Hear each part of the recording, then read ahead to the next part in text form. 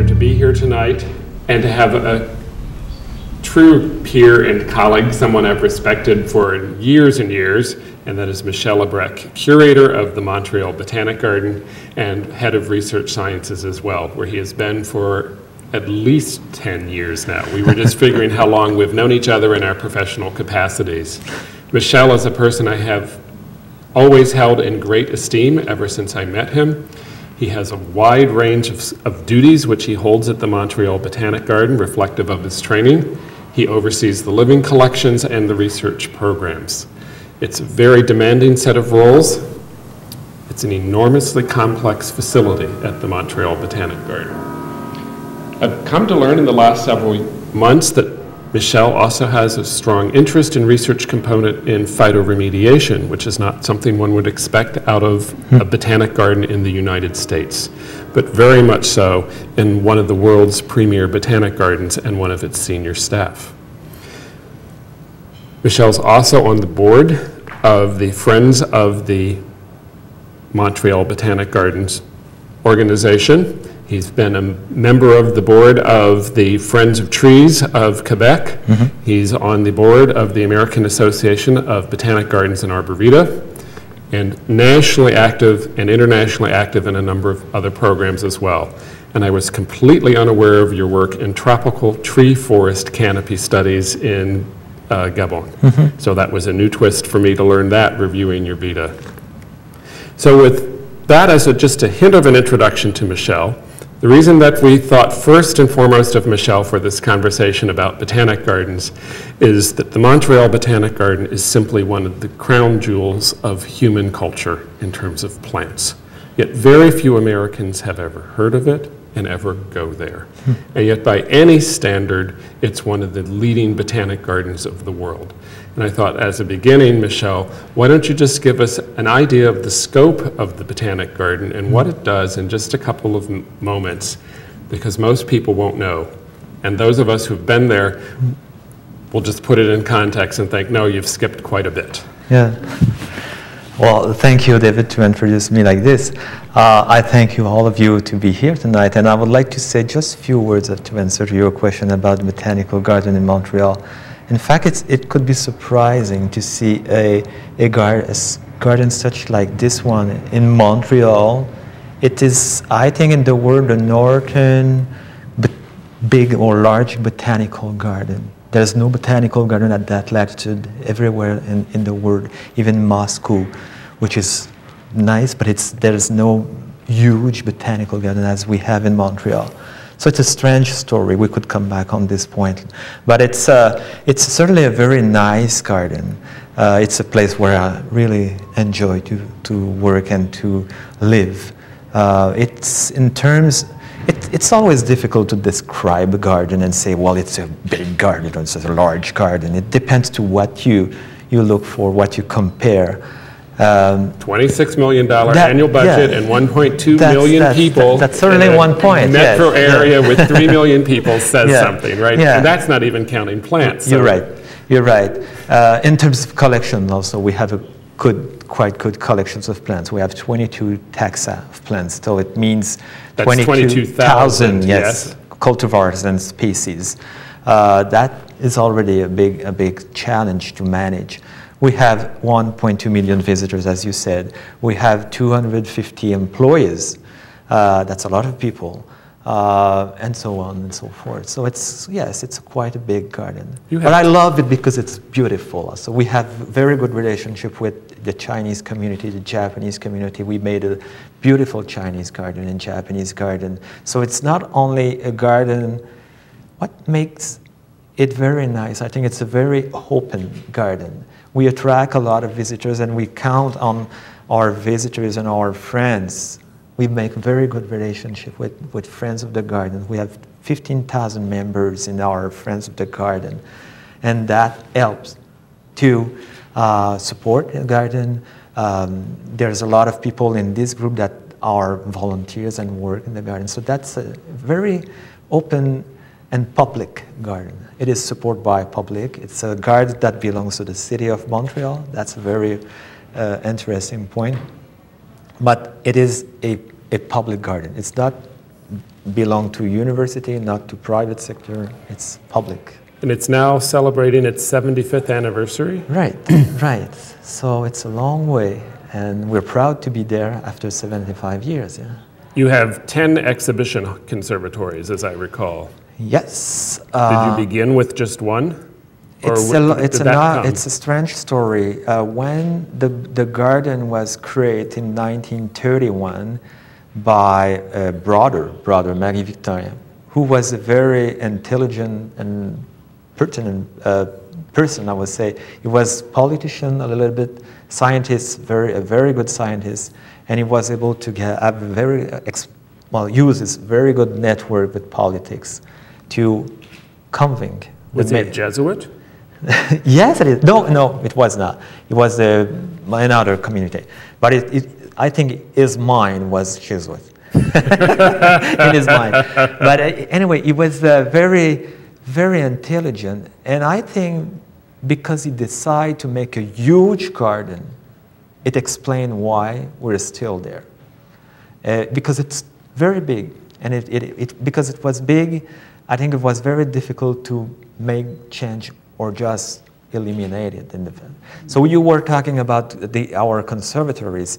So Marie Victorin has in mind to build conservatory, but as it was supposed to be built, the war happened, and that stopped all his project of building conservatories. So that was the Second World War. Yes, just stopped all construction. Yes, exactly.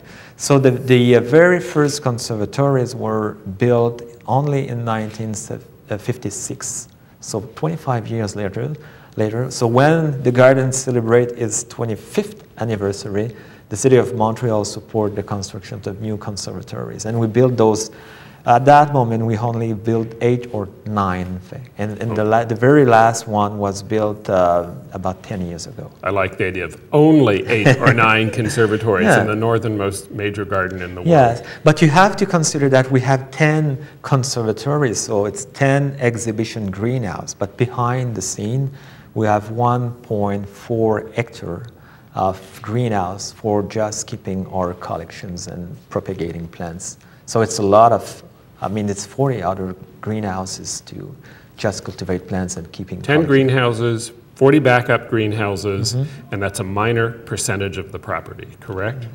Far more in outdoor exhibits. Yeah. So to me, one of the things that makes Montreal so distinctive in the world is the immense social capital of the collections. It isn't just that the founding brother had this idea of what he wanted as a garden and made it as his private estate. There was some vision, it's quite clear. You've already mentioned, and we'll get into it, the Chinese and Japanese communities, very engaged. But I was thinking the most distinctive garden that exemplifies this cultural capital is one most Americans have never heard of, and it's the new First Nations garden, which is mind-blowing.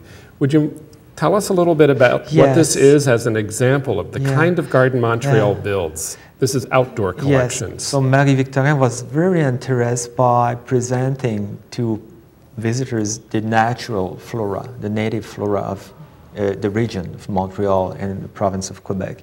So he has in mind that a botanical garden needs also to present his own flora to visitors that could come from Europe, from the States, or from other part of Canada. So that was already a very important point.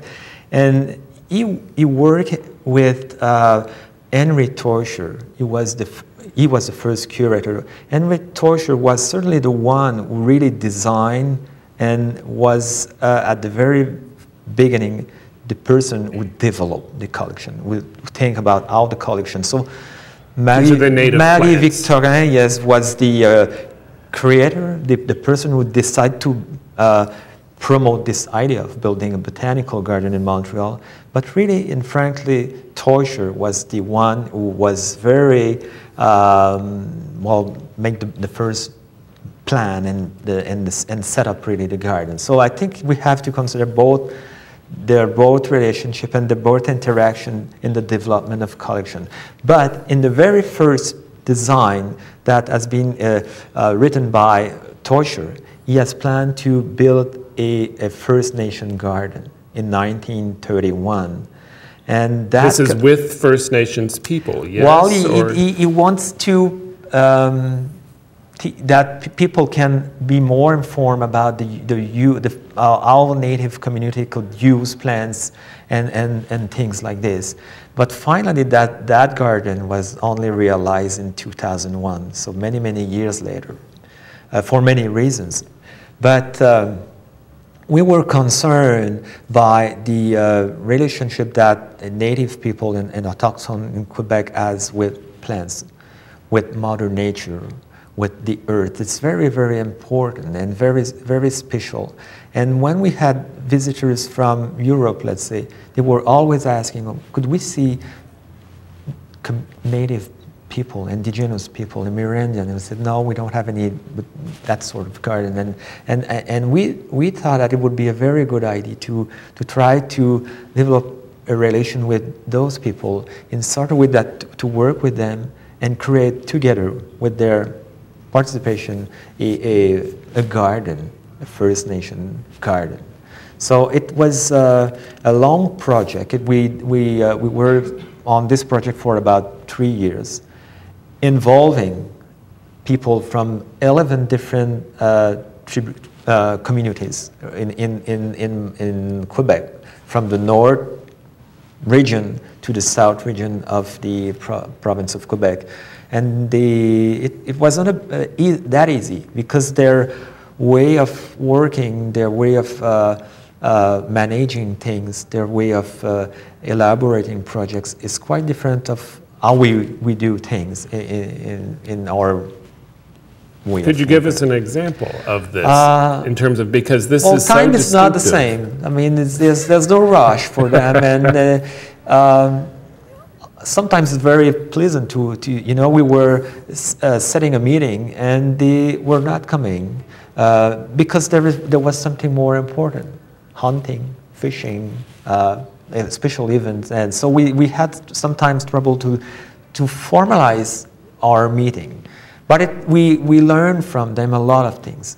Their relationship with earth, with nature is very different. And I think we learned to have more respect in face of nature, trees. And we were at the very beginning thinking of building gardens, like showing how First Nation community could cultivate plants and use plants for food, for medicine, for construction. Or so what happened? Because I hear you first thought that. And finally they said, and our mind were very different. They said, there's no garden.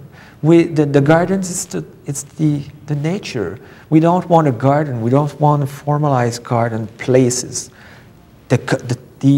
The nature. They were always talking the nature. We want a whole, an entity, not sharing, not splitting and formalized little gardens to show this or showing this. The nature. They were always talking about nature. And so we decided to not create, let's say, very specific space or a zone in this First Nation garden, but to create kind of natural environments, natural ecosystems.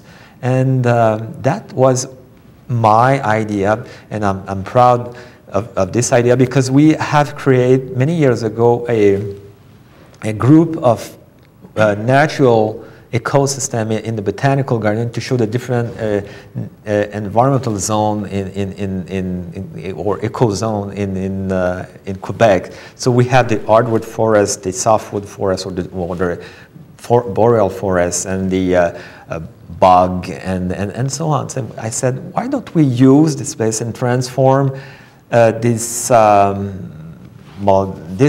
garden and use it as the model, the structure, the infrastructure for building the First Nation garden. And that we went with these people, these representatives of the different communities we were working with, and they were very satisfied of this. And so we decided to transform this area, which at the very beginning was to present the different eco zone, as I was saying, to the First Nation garden. But we had at that moment a very good frame to develop the theme of the First Nation garden with nature trees and so on. So the visitors, your typical citizen of Greater Montreal, when they come to this garden, do you think they understand this as a garden created by First Nations or with First Nations interaction, or do they take it as just being some kind of nature park? That is, do they understand the cultural depth? I hope they understand, because we have a lot of, not a lot, but we have very good educators. We have different panels and different information in this garden. So we guide our visitors. We help. We work to make the visit of this garden and that there is a kind of path, so they can pass through the garden and pass from the hardwood forest to the boreal forest to the bog peat and so on. So yes, I think they appreciate the different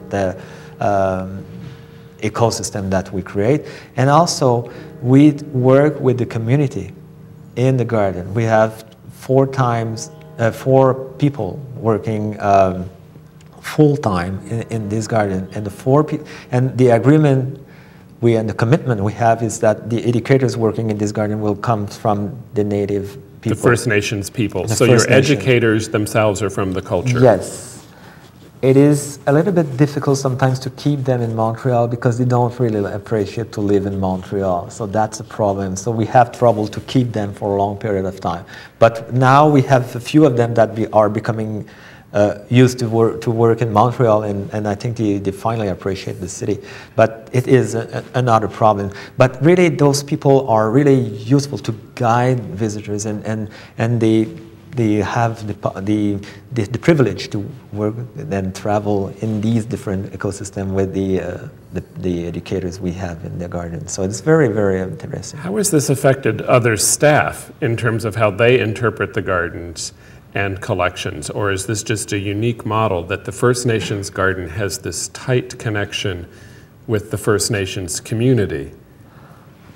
Well, it's unique. I mean, we also have, it's unique because these people are very unique, but at the same time, we'll say, in other cultural gardens we have, like the Chinese garden and the Japanese garden, we also work with Japanese people and Chinese people. So it's not perfectly, or it's a model that we also replicate in other cultural gardens we have. That's evolved, hasn't it? Because I think of the Chinese garden, if I'm correct, is a gift from the People's Republic of China to the gift of the peoples of Canada. Right. And it has enormous symbolic significance for both countries, correct? Yeah. Yes. Yeah. And that garden was actually, was it assembled in, all the buildings were assembled in China, or was it the workers came over from China to assemble this as unique the Chinese for this site? Garden is a pure jewel. It's a beautiful garden. It's nearly 2 hectares, isn't it? It's a little over about 4 acres? That, yes. The larger garden we have, it's the First Nation garden, which is 2.5 hectares. How much acres it makes? About 5 acres. Yes. So, and the Chinese garden is a very nice garden. As you said, it has been designed by a Chinese architect, a very renowned architect in China. And it was a gift from the city of Shanghai to the city of Montreal, because we are twin cities. We are working together in different projects and economic projects. And during the time we built this garden, we had on the site, living on the site of the Botanical Garden, 50 workers from China, from Shanghai, and they spent 2 years in the gardens to work and prepare the garden, building everything. Everything was material coming from China, even the tons and tons of stone and different material. It succeeded very well for some things, and we got a few problems with other things because the material was not suitable for our climate conditions. Yes. But it's a very nice story also. How did this help you engage with the Chinese community in Montreal and in Quebec in general? Well, my sense is there were ties that this helped build, so it wasn't just the garden as symbolic gift, but this entire garden as collection is all part of this cultural depth that the collections build. Yes, it's also another commitment to try to attract the Chinese community to come in the garden, visiting the garden, not only the Chinese garden, but the whole garden. But also we want to have a dynamic relationship with the community in Montreal. So we have a Chinatown in Montreal, quite important. We have a strong Chinese community, and we invite them to be part of this garden and to buy, if you, I mean, to be very interested by the garden. And so we work with them, and we have few staff working in the garden, making education, animation in the garden, and a lot of volunteers coming from the community that works. And we could have special events like dance, music, and things like this every Saturday during summer. It is very nice. So you hold cultural functions with the community in the collections that have been built as kind of these bicultural living collections that are also what I'll call cultural theater. Is that a fair way to represent them?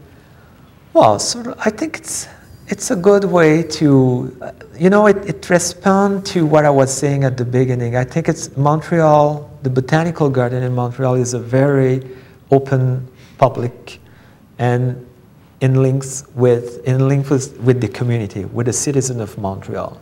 As it is a garden that belongs to the city, I think it needs to represent the different community and to attract the communities and say, this is your garden. You pay for this garden, so it belongs to you. Come to the gardens, participate to our activities, be part of the gardens, comes and inform our visitors, try to, teach us about your community, and it's the kind of exchange and relation we have with the different communities. I think it's a very good way to animate a garden. A garden should be, it's a living place because of the plants, but I think it should be also living because the participation of the public, the visitors. And in this way, I think we have a very good participation with the communities. Where did this idea of linking the collections and the communities come from? Because Montreal is distinctive in my experience in gardens, major gardens around the world,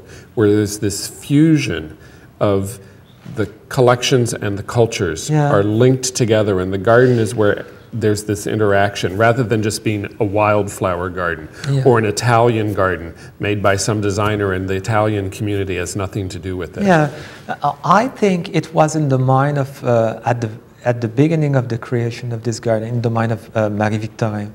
If you read what he wrote at that moment, he was really sensitive to the impact of the garden to the youth, to the children, to this groups called school group, and to the citizen.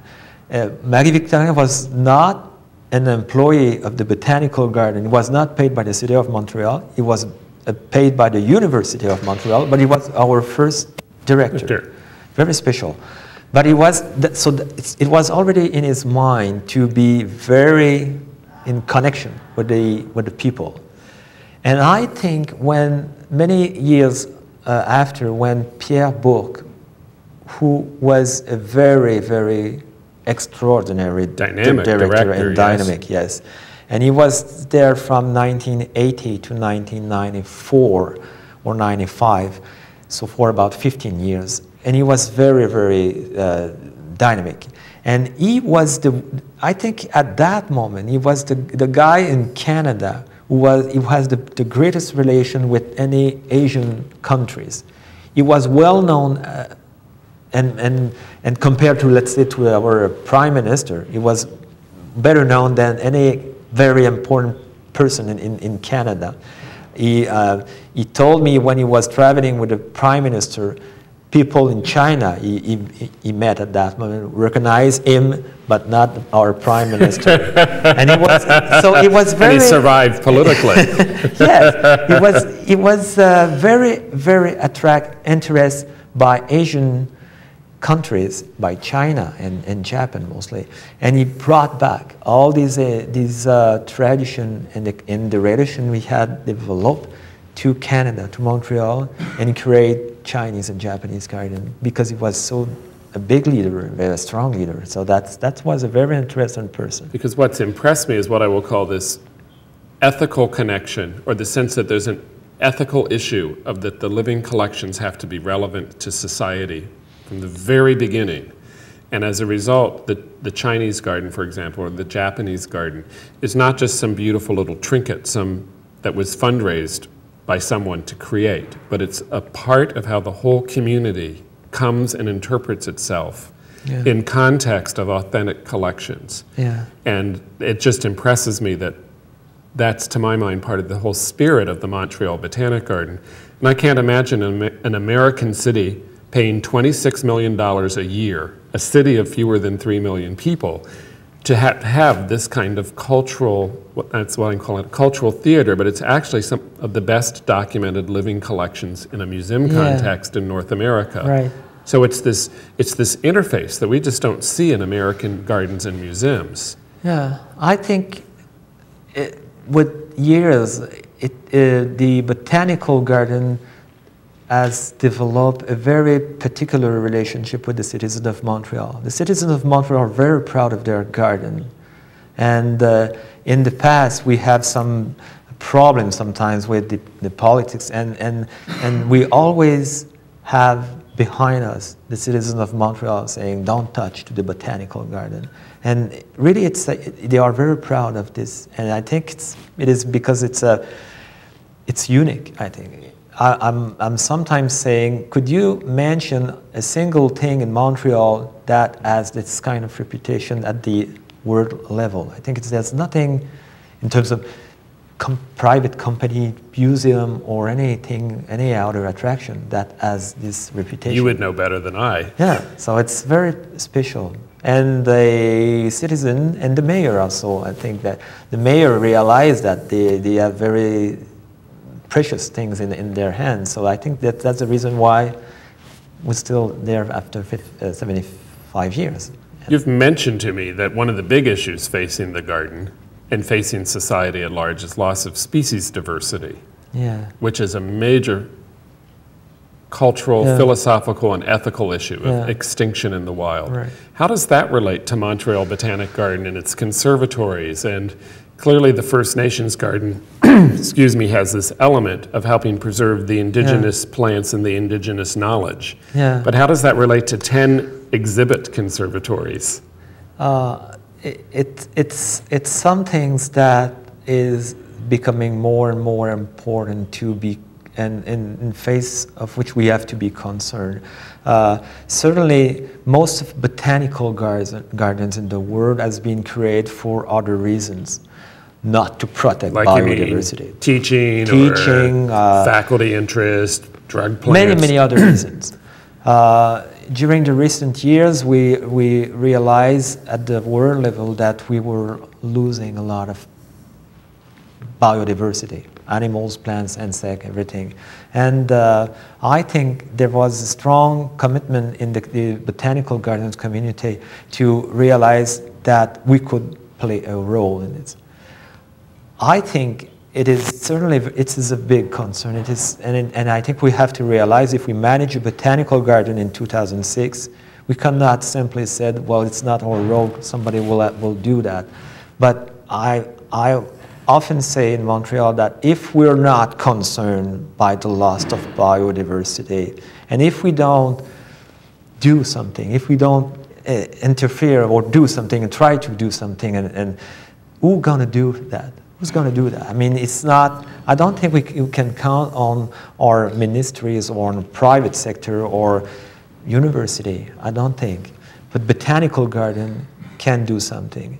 So how do you do that? Well, with your living collections, from a museum perspective, if this is the big issue, we're losing our natural diversity. Yes, we had a very strong reflection on, and we have addressed this issue by saying, how can we get involved in this issue? How can we really do something? Because we are in Montreal, very far from the tropical forest where the problem and the loss of biodiversity is at its peak, I would say. So we just realized that we can certainly play in different places like developing awareness of our visitors and trying to take any possibility we have to make visitors more sensitive, more aware about this. So how do you do that? Do you do it with the conservatories, or is it just an education message? Does it change collections? It's more in terms of education and in the message. What we're trying to develop and what we have in mind for the coming years, it's to try to present our collection and have a subtle or virtual message that we present here a very part of the beauties of the forest or of the flora and of the tropics or of the desert or of the ferns, and this represents that percentage of the flora. It's beautiful, it's nice, but this plant there and this plant there and this plant is not existing in the natural habitats and only in conservatories. So you have plants that are extinct in the wild. Yes, and even if we go in our arboretum, what we want to develop, we will have to change all the signs and the panels, and we want to benefit of every single chance we have to just make the people more sensitive, like presenting, if we present the whole collection, say, well, this is the oak collection. Actually, you have oak collection, that amount of trees, that's it. In the oak collection itself. Yes. But if we want to subtly, just say, well, this is the oak collection. We have that amount of oak in the collection. That represents that amount of native trees. So you're saying what percentage it is of this percentage diversity. of trees are in danger or at risk in the world. And so the collection becomes a symbol of how much is out there in the wild. Not to, we don't want to make our visitors, to charge of emotion. We want to interest them, and we don't want to see the visitors leaving the garden, in tears. Yes, which actually happened at Missouri Botanic Garden. They took down an exhibit which was too emotional. We don't want to go in this way, but we just want to find ways to just leave a few message that in such a way that a person who will cross the different gardens will end the visit by saying, well, that's beautiful, flowers are beautiful, gardens, the roses are beautiful,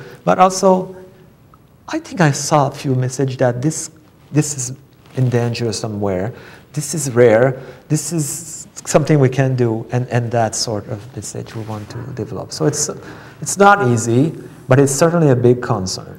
And in terms of our greenhouses... That's where I wanted to go. In the greenhouses, how do you carry that over, since there's such a tradition of superb, world-class display houses to introduce these messages? It questions us very much, because we have, as we mentioned, 10 big exhibition greenhouses. And just to let people know, what's the biggest one in terms of, even put it in meters, and I'll put it into English units. We have a very nice collection of orchids, of bromelia, of aroids. How many orchids do you think you have? About 1,000 species. About 1,000 species, several pots of some. Yes, because it's species. It's not species, not plants. Cultivars. It's not plants. In terms of these plants, are wild species, over 1,000 different kinds. It's all tropical, that is. Pardon? Those orchids are all tropical. No, not only tropical. We have temperate orchids also in our greenhouses, or subtropical also. So we have a huge collection of orchids, let's say. But during the last years, we try to get rid of the specimens that you can buy at the nursery to focus on species, to present the diversity and the beauty in the species and the diversity. That's one of the commitment we have written in our collection policy. We don't want to present plants that are beautiful and what you can find at the florist or... So beautiful but common doesn't get into Montreal anymore. In fact, it would be removed. You could find some because people like also to see big flowers, colored flowers. So, but in fact, the collection is composed of mostly species. Most of them are, but if you talk about orchids, many orchids are very spectacular, even if they are native. But if you talk about begonia, that's another question. I mean, begonias are... Just for a moment, just for people, begonias we all know as house plants, and it is named for a French gentleman, Michel Begoin. Yeah. And there are how many species of begonia in the wild? In the wild, about 600, 700. 600 or 700 species, and Montreal Botanic Garden is one of the world research centers of it, yes? Yeah. So you have over a third of all the species are in Montreal. The city of Montreal, one of the coldest cities that has a botanic garden, has that much diversity. How do you justify it? How do you show it? Well, it's historically. I mean, we had in the past horticulturists and botanists that were interested by begonia. It's a very interesting group because it's the family of Begoniaceae has only 2 genus. In fact, begonia is another one. But begonia is a very important genus in which there is a lot of interest because plants are very comparable in terms of flowers or so, but leaves are different and forms are different and the symmetry of leaves are so interesting and so on. So we had in the past, in the 50s, botanists and horticulturists that developed this collection by collecting plants. At that moment, in the wild, it was very easy. Now it is becoming very, very difficult to collect plants in the wild because we respect the international convention. Yes, so we cannot simply collect plants. We have to have the agreement with the country we work with and so on. So it's perfect, but it makes it very more difficult than it was in the past. So these people has developed the collection widely. So what do you do with it now? 50 years later, we still have this collection because we maintain these plants, we propagate these plants. So we have sometimes many specimens of one. The same one. The same one. Since they're so easy to propagate. Horticulturists are collectors. I mean, they love their collection. They propagate them. They really enjoy working with their collection. And if they see a new flowers, a new stem, they're like, wow, my collection is nice. And they like to develop it. So they try to exchange with other botanical garden specimen to have a new species, a new collection. And if you... But this has to end at some point. If you let them go, the collection will increase. So what I call the hortisexual curator. Yeah. So that's part of my job. It's to realize that, okay, we have a very nice collection. So what we do with that? And we realize that some of our collection are keeping in the what we call the services greenhouse, the greenhouse where the public is not allowed. So public never... Okay, so the research ones are back there, in exile. But what do you do in the public ones with this message of bioconservation? So it's difficult to manage. Sometimes I realize, I ask to the horticulturist, what part of your collection is present to the public? For orchids, it's quite easy because orchids are grown in pots, so it's quite easy when one plant is blooming, you just take it and you move it to the conservatory, the exhibition greenhouse. For many of them, ferns, cactaceae, you can't cactus, move them. And begonia, let's say. They're shrubs. Yeah. Most people don't realize they're shrubs. So a lot of plants stay only in this greenhouse for year after year and are not used either for visitors or exhibitions or display, neither for research, neither for education. And in this country, the politicians would scream, 26 by only million? One person, the horticulturist in charge million for this? So it's a bit crazy. At the same time, we say, well, we are a living museum. So in a museum, do you think that every art, the artwork are in demonstration, are in display? No, you have certainly a lot of these things that are kept in storage. Yes. But but the administrator also are concerned by the costs of keeping those plants in a greenhouse that need to be heated, irrigated, fertilized, and also curated. Just maintained. So, and it costs a lot of money just to do that. And it benefit to who, to what?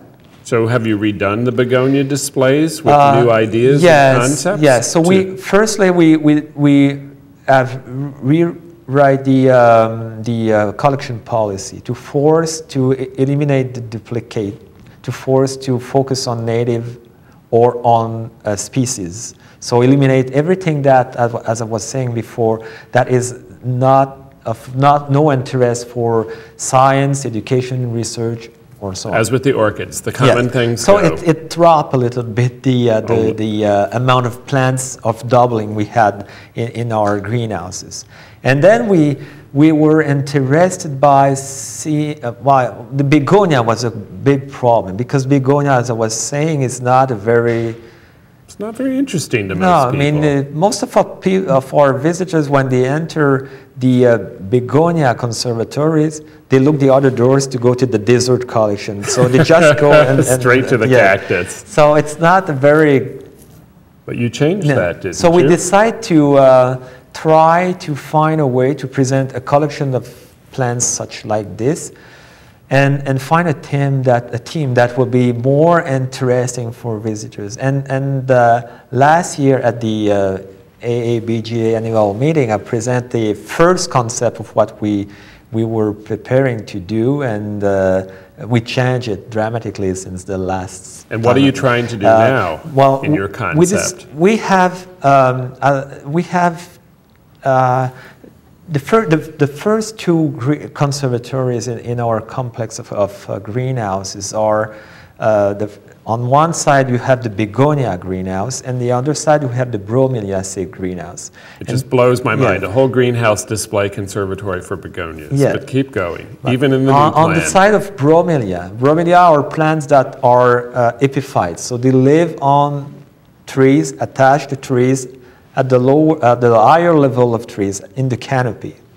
By the way, if you have the chance to walk in the canopy, it's wonderful. I'll come back on. I'll join you next time. But yeah, you will enjoy it. So we decide to make this to present the bromelia as you were walking in the canopy. So we have like false trunks and false trees with epiphytes, bromelia. So we present it. So you make the display, even though they're walking on the ground, as if they were walking through the tree canopy. You can enjoy the different species of plants that could normally grow in the canopy, like epiphytes. So it's almost a form of theater that you're doing.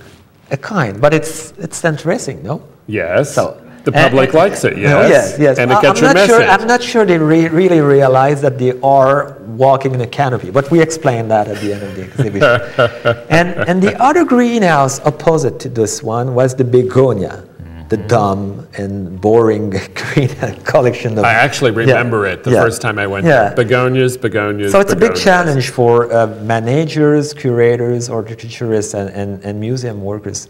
And that was one of my idea to use this in contrast with the walk in the canopy.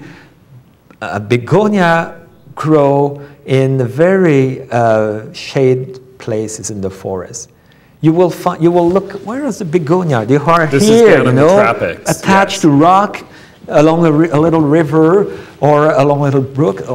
You don't see them in the big lights. They are the benefit of every speckled dappled light coming very through. Few lights very dim.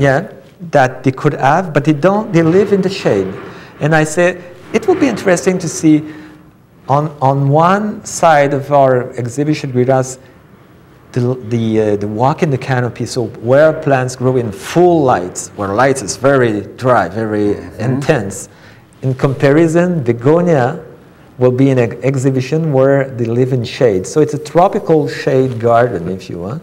And it's a very good and interesting way to present the collection. So rather than having a tropical house, you're having very specialized parts of the tropical forest with presented. some flex, a broom in the greenhouse, trunks of trees that shade all the greenhouse. It's more theater. Yes, and I think it will be very, very interesting.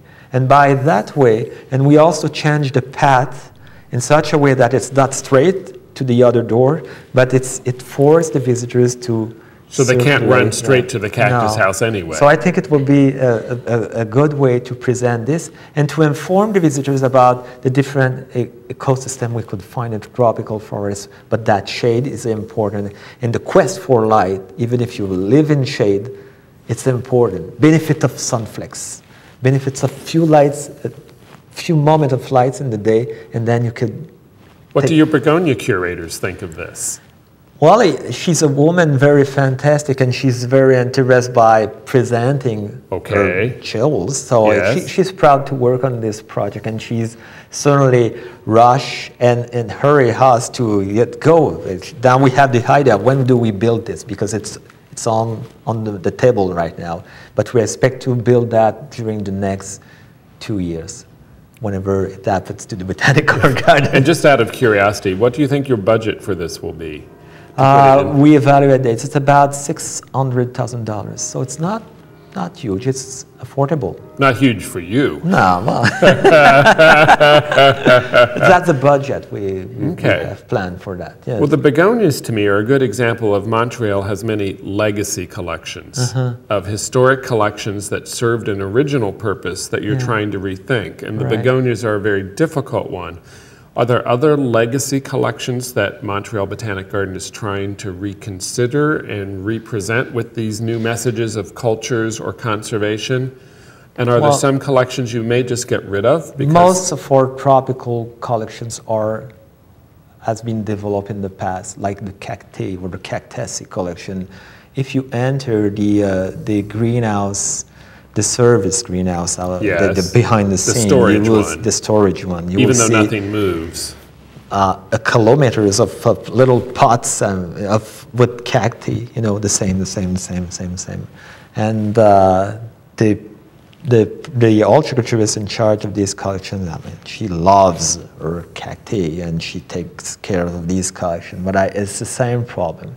This collection has been developed in the 60s by the former botanists, and that's the problem. So you're going to do the same of all the Yes, common ones we're trying. go away? That's another one, and we're trying. But it questions us a lot. I mean, we cannot just say, okay, we don't use that for display, we don't use that for research, no education that much for that. So okay, get rid of that. No, I'm trying to teach and to give information to our direction committee to say, well, it's important to protect these plants. And another way to make these collections more valuable is to make these collections accessible for other people in other institutions. So we want to, and sometimes we have visitors from other institutions that comes to collect DNA or samples, and we are open to that.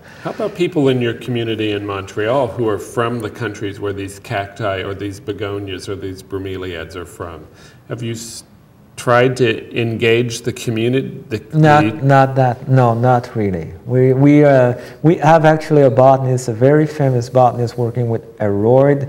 He is mostly working in French Guiana and South America. These are the philodendrons and their relatives, yes? Yes, philodendron, monstera, and different, well, houseplants, many houseplants, green plants in our house are aroid. Because I was wondering if the mindset of working with peoples and cultures and plants in any way that came across with the conservation message of the conservatories of rare plants, tropical plants, and the diversity of tropical culture. We do not have this sort of relationship. No, not that. Do you want it?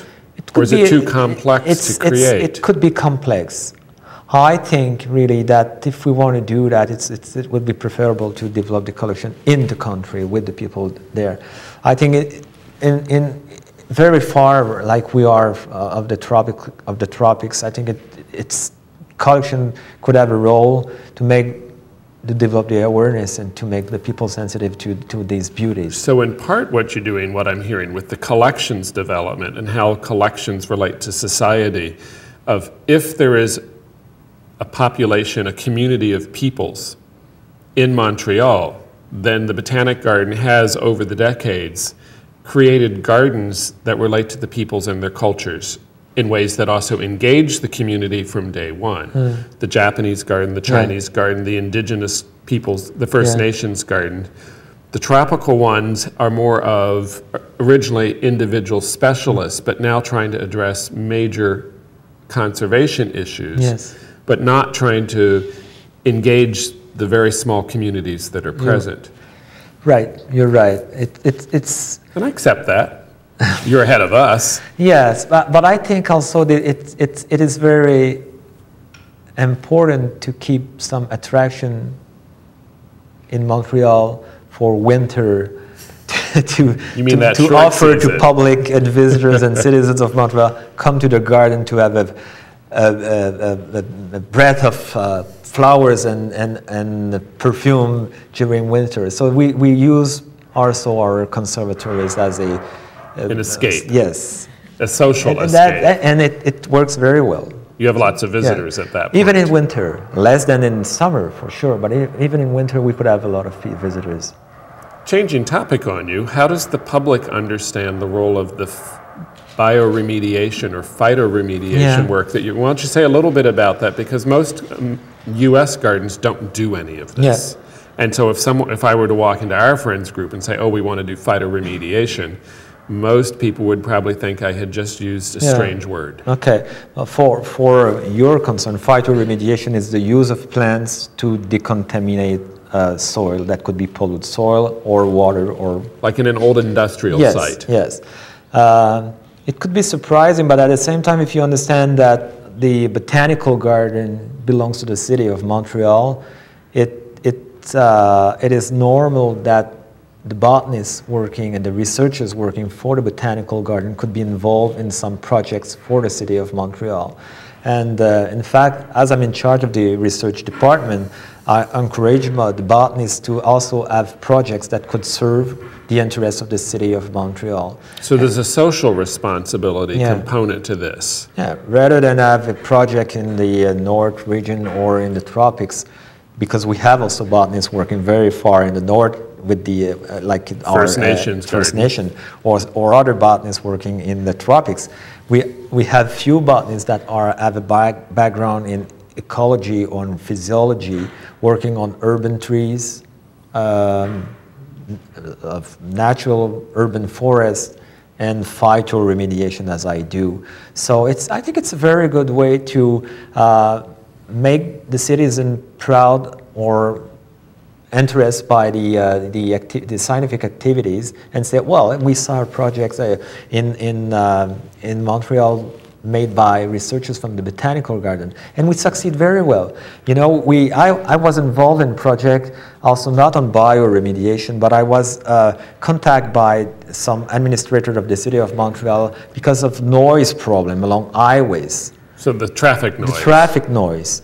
And I proposed to build living walls. Yes. With, it's a very interesting concept where we use long cuttings of willows. Yes. That we simply plant, and we built a kind of... How close together? Yes. Well, we half meter? We plant 19 inches? Like this. Oh, that close. You're planting willow trees that close together. That close together to construct... Oh, so the trunks really become a living wall. A wall. And we build two walls like this, and we fill the space between the two walls. These are living walls of willow trees. With soil. Yes. Okay. And branches root in this column of soil, and you have a wonderful living walls, noise barrier, living. Cheap. Yes, absorbing CO2, absorbing dust in the atmosphere, and a very efficient. Who came up with this idea? And it's wonderful. And it's wonderful. So we have a lot of success. And now we could form a private company to just do that in Montreal, but we were the first to do that in Montreal. And first to do it maybe in the world? No. Or did the Dutch play with this as well? Yes.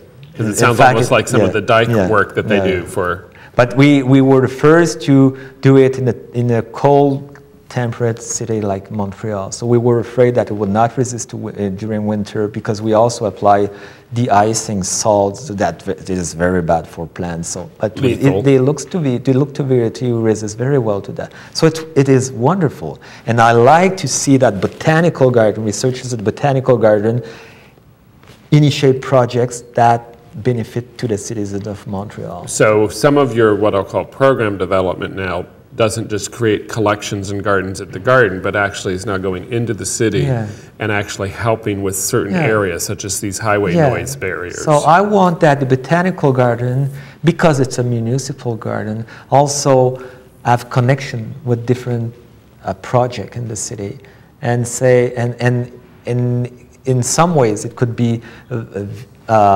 envisaged as a dynamic research centers that serve the citizens of Montreal in botany or plant biology. Let me slither off with this onto a potentially sensitive issue. One of your roles as the curator, the senior person, is the 10-year planning.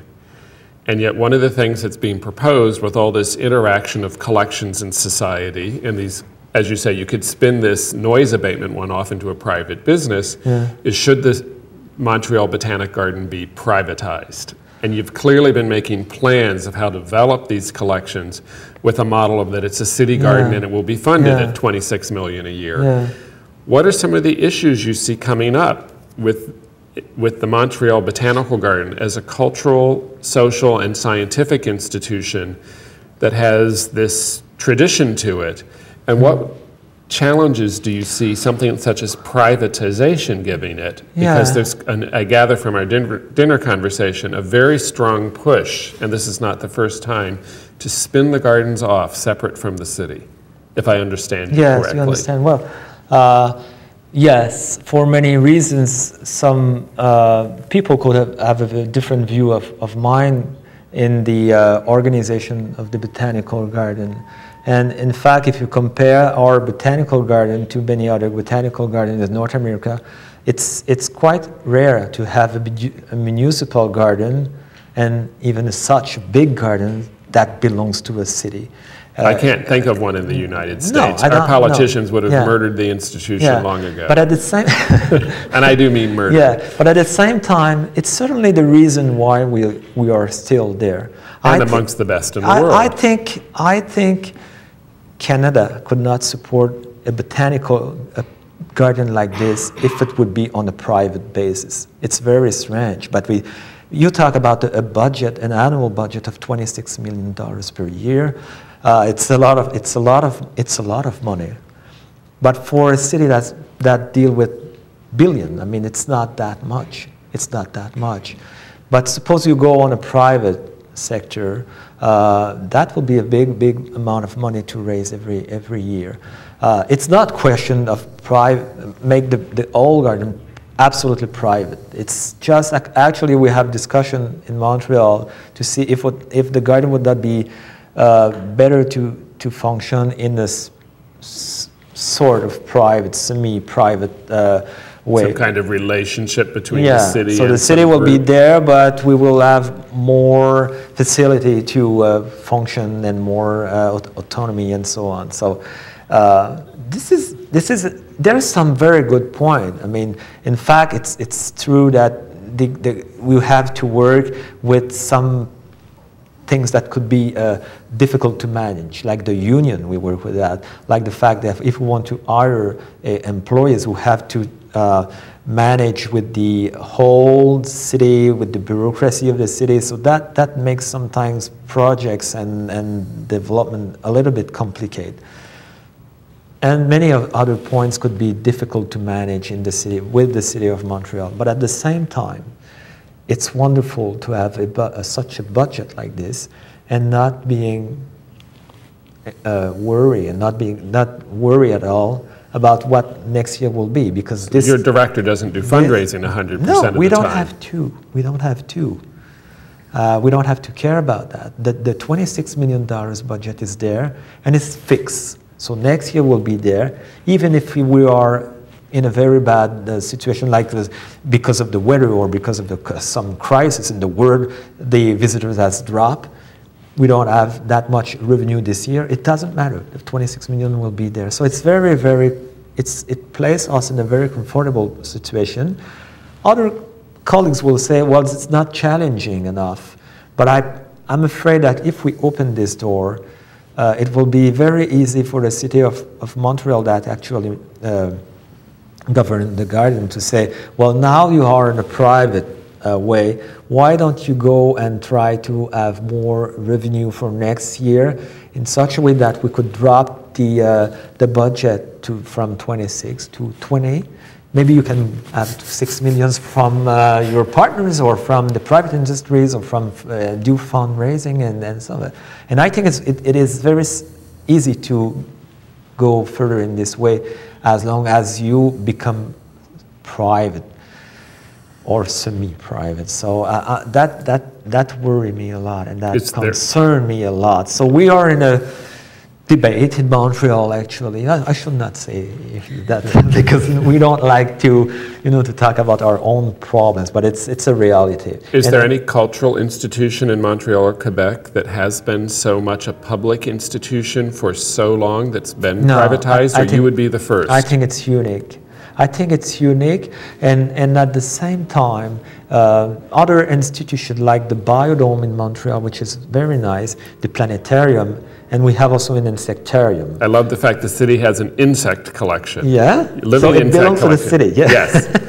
and all these three nature wildlife museum would be placed together in a structure that they want to privatize and say, okay, those 4 museums will work together. And my concern is that the Botanical Garden is there, and the insectarium is something very small, or the Biodome, let's say. I recall the Biodome has huge deferred capital maintenance from what I saw walking through. Millions of dollars of Biodome is a zoo inside a former velodrome. So it's a velodrome that has been built for the Olympics. In 76, was it? Yes, and was transformed in 1992 as a biodome. So it's a very interesting concept. But I recall it's a tropical rainforest inside this bicycle arena from the Olympics. You have a tropical forest. You have with no windows.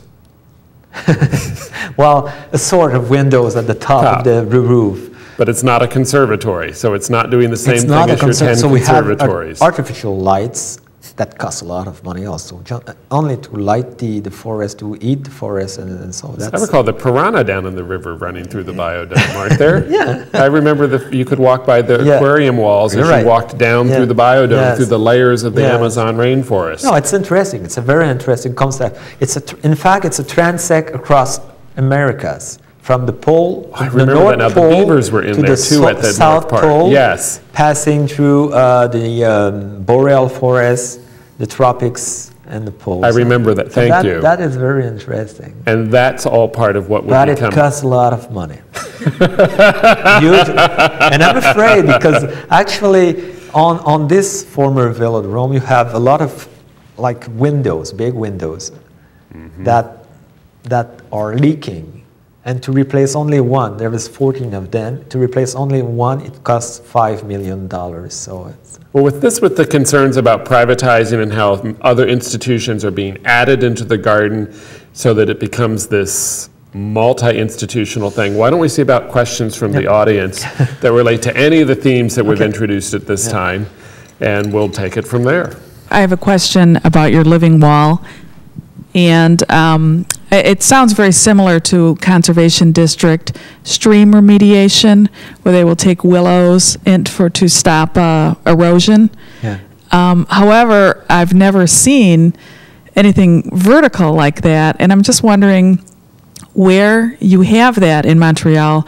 Is it in the garden, or is it actually in the city somewhere? It is in both places. We have a few projects that we have developed with the Ministry of Transportation, and we built 4 of these walls in 4 different regions areas in Montreal along different highways. And it brings so many interest from the citizens, and even I received a a list of name of petition, you know, from the citizen that encouraged me to build new walls, and yes, it functioned very, very well. But we have one, not a real sound barrier in the botanical garden, but we have another problem. We have the garden makes 75 hectares, so it's a huge surface. About 160 acres. Yeah. And it's circled by an old fence, all rust, very old, that has been, I guess, established when we built the garden, so 75 years ago. And it is horrible, very, so it's very bad for our image. And last year, it was question about how much it costs to replace this fence. It's about 2.5 million just for one side. And I suggest to the administrator if it costs a lot of money to repair or to move it or to restore it, could we just make it disappear? I said, what? If we plant rows of willows like I do along the highways, and we did that, and it's wonderful. It's just wonderful. So this old fence become a living wall. But it's not a sound barrier, just, you know, these branches like yes, and it's very nice. I have a few pictures. Tomorrow I can show you that. Yeah. Okay, and your garden sounds just so fantastic. I would love to see it, and we'd like to make a field trip up there. I did have one more question, and that is regarding our botanical garden is in its infant stages. We haven't broken ground. And we live in an area that is fairly economically depressed. So we're looking for ways to sell the idea of a garden and the value that it brings to a community. And I wondered if you could comment on that. Well, I believe that every garden have different situation and different environments that could help or could be useful. Certainly, it's the model we use in Montreal. We really work with the citizens, with the visitors, with our public, and this is the commitment we have with the public. I think it could be a very good way to promote the garden as long as it is open. And you know, for a citizen of Montreal, they could have a pass, very cheap pass, annual pass, so they can come to the garden as they want freely. So the citizens of Montreal do not pay during winter, let's say, for walking in the garden. They only pay for to go to the greenhouses, to the conservatories. In summer, they have a very cheap rate because they are citizens of Montreal. And we're trying to have this kind of agreement with the citizens of Montreal. And I'm afraid that if we go on a private sector, those privileges given to the citizens of Montreal will not be possible, and that is why I'm so concerned. I think it's very important, and you know, when I could have visitors from Europe that worked with me on projects and research, and they are always surprised by the number of people they could find in the garden, even when it is minus in Celsius or 0 degree outside, very cold, and say, well, could you have that much visitors? And I said, well, I think people love the gardens, and they come in the garden to escape winter and to just enjoy flowers and plants. So, and it is also because it's very cheap to come to the garden. It's not, and this is a kind of privilege we give to the citizen of Montreal, and that's the kind of, and I think I prefer to see many visitors, even if it's sometimes creating confusion and it could interfere with our activities sometimes. But I like to see a lot of people in the gardens, and I think if you have people, you have support. If you have support, you have money. So it's a very interesting wheel that we create. And I think as long as you could attract visitors, it is more easy to have support from the private or from the public sector. If you don't have visitors, you will be questioning who it responds to whom. So, does your garden also have events such as weddings and other things? But it's something we initiated a few years ago. It works very well. We have to refuse sometime the wedding, but we have some private activities so we could rent some places, gardens, greenhouses sometimes, as long as it does not interfere with our activities. But we do that. And even people can come and be married in the garden by the mayor or something. Yeah. And as I recall, you have a phenomenal website where you might want to explore it. Just Google Montreal and garden and it'll come right up. Yeah. The French site has all the text. The English site has some of the pictures. I was interested in hearing a little bit about the bioremediation and phytoremediation. Talked a little bit about noise pollution, but there's a lot of chemical and pollutants and things like that nearby communities in Detroit have to deal with. Yeah. And I was wondering what you found thus far in your studies. Well, it's certainly something that is very well known, and there's a lot of literature on phytoremediation. What we have done, we were concerned by what we call brown field, and I think it described very well what we found there. So we have a lot of places like this in Montreal that has been contaminated in the past by industrial activities, and we want to restore these land to transform them in parks or so on. So we try to work with hyper-accumulator plants, so plants that are specialized in accumulating material such as mercury, lead, or different heavy metals.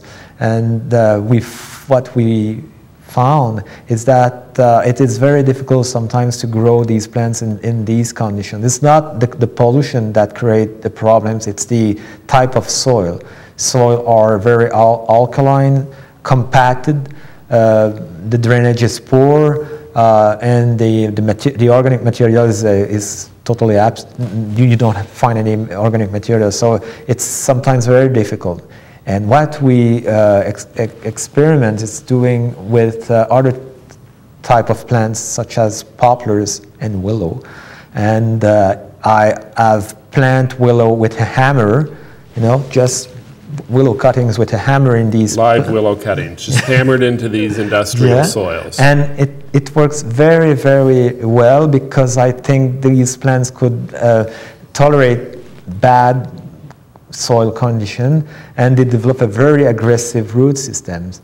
They do not concentrate heavy metals such as these hyper-accumulators or specialized plants, but you have huge plants big like this, let's say, compared to a very small plant. So the amount of metals that we find in the whole plants is much more higher than you could find it. So we have very good success with shrubs and trees such like these species. So you are decontaminating all industrial sites. Yeah, so what we do, we harvest the branches and the foliage and we just burn it. So people say, well, you don't really get rid or you don't really transform the material, the pollutants, but for sure, if you work with heavy metals, you cannot make them disappear.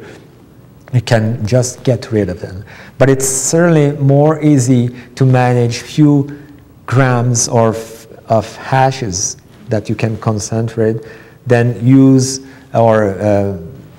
tons of soil and just transport this soil at another place where you just move the problems in another place. So that's the approach we have, and we have quite good success. But I think the technology is need to be developed to be on an operational basis. It still need research and to be performed more and more because it's not exactly perfect.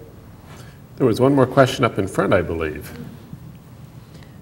I was interested in the First Nations gardens, and how did you develop the relationship with the First Nations to get people to come to the gardens and talk to you about their views of plants and the eco-communities that they live in? Yes. When we decide to build a garden, we have a good thought. I think we really decide to work immediately with the community, with the native people. And we did not build a garden and then phone or call them to come in the garden. We decide to, okay, we're going to do that with them. And we have few contact with the community, with some representative of these community. And we got few problems at the beginning because at the beginning we decided to work with 2 or 3 different community. We have 11 of them in Quebec. And other call us and say, well, why do you work with them and not with us? And finally we decide, okay, we're going to contact all these community and have 1 representative or 2 of each of these 11 communities. And it was something to manage, but it finally gives very, very good results. And because they were in the process of the construction, of the planning, they were, I think it was a good point. I mean, as long as we decide that it was the best thing to do, and I think we could have more problem if we just, at the end of the process, say, okay, now come and make education or make animation in the garden. So it is their garden, and they are quite proud of presenting their and sharing their tradition, their wisdom, and so on. So we succeed quite well in this way. So did the community pick the person that would come to work with the gardens, or?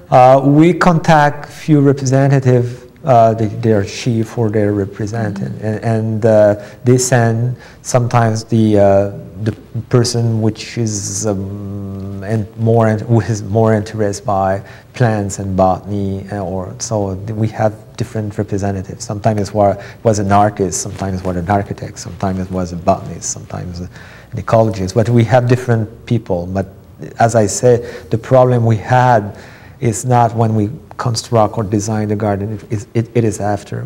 We want to have educators from the communities, and it is difficult for us to get used to work in a city, so they decide sometimes to stay only a few months and then go, but that's another problem.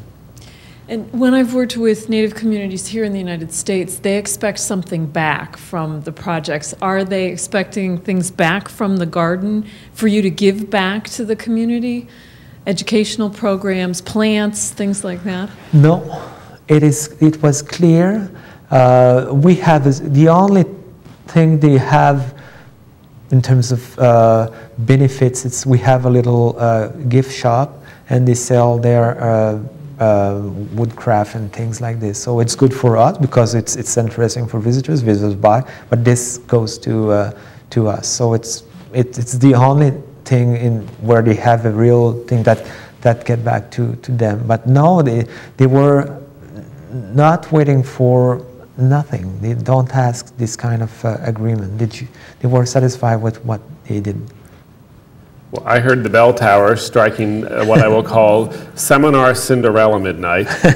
And so with that, I'd like to give a great round of applause for Michel for being here. Thank you very much. And for the audience for being with us this evening. Thank you all.